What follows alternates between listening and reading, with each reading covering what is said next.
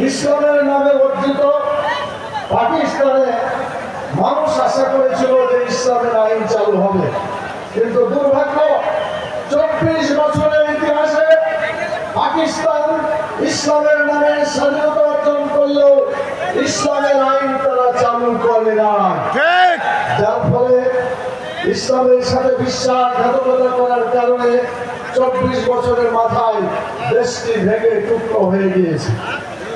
সংগ্রামী সাথী বন্ধুগণ, এর পরবর্তী পর্যায়ে যারা আন্দোলনের নেতৃত্ব দিয়েছিল বলে দাবি করে, তারা বলেছিল ভাতের অধিকার প্রতিষ্ঠা করবে, ভোটের অধিকার প্রতিষ্ঠা করবে। আমি জিজ্ঞেস করতে চাই, বিগত 1971 থেকে 2024 প্রায় 54 বছর ধরে তারা একের পর এক এসেছে এবং অনেকে গিয়েছে। এই দীর্ঘদিনের মধ্যে সত্যিকার মানুষ ভাতের অধিকার কি প্রতিষ্ঠিত হয়েছে?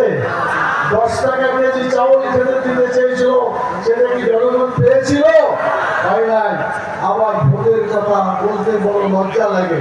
তারা বলেছিল আমার ভোট আমি দিব, যাকে ইচ্ছা তাকে দিব, কিন্তু তারা উল্টে দিয়েছে স্লোগান। তারা উল্টে দিয়ে বলেছে আমার ভোট আমি দিব, তোমারটাও আমি দিব। যার ফলে নির্লজ্জের মতো বাংলাদেশের মানুষের ভোটাধিকার তারা লঙ্ঘন করেছিল। এবং শুধু তাই নয়, আগে বলা থেকে শুরু করে সাধারণ মানুষ অসহায় জনগণের উপর তারা স্টিল গোলাপ চালিয়েছিল।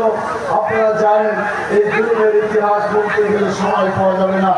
ভোটার আমাদের মূল কথা বলবেন, এগুলো বিস্তারিত বলবেন। আমি যে কথা বলে আমার কথা শেষ করতে চাই সেটি হচ্ছে, যতদিন পর্যন্ত বাংলাদেশে কোরআনের আইন চালু না হবে, ইসলামের আইন চালু না হবে, ততদিন পর্যন্ত আমাদের এই দেশে সত্যিকার অর্থে শান্তি প্রতিষ্ঠা হবে না, হতে পারবে না। অতএব আমাদেরকে আন্দোলন করতে হবে। জুলাই 24-এর যে জুলাই এবং আগস্টে যে আন্দোলন করেছিলেন, তার চাইতে সিরিয়াস আন্দোলন করতে হবে। কনসেপ্ট তৈরি করতে হবে বাংলাদেশের জাতীয় সংসদে।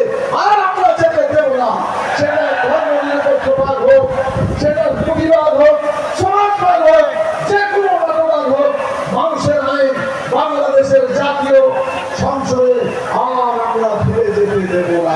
আপনাদের রাজি আছে? আগামী দিনে আল্লাহর আইন চালু করতে হবে। সেই আল্লাহর আইন দেশে সুবিচার প্রতিষ্ঠা করতে পারে। উই ওয়ান্ট জাস্টিস বলে যে আন্দোলন করা হয়েছিল।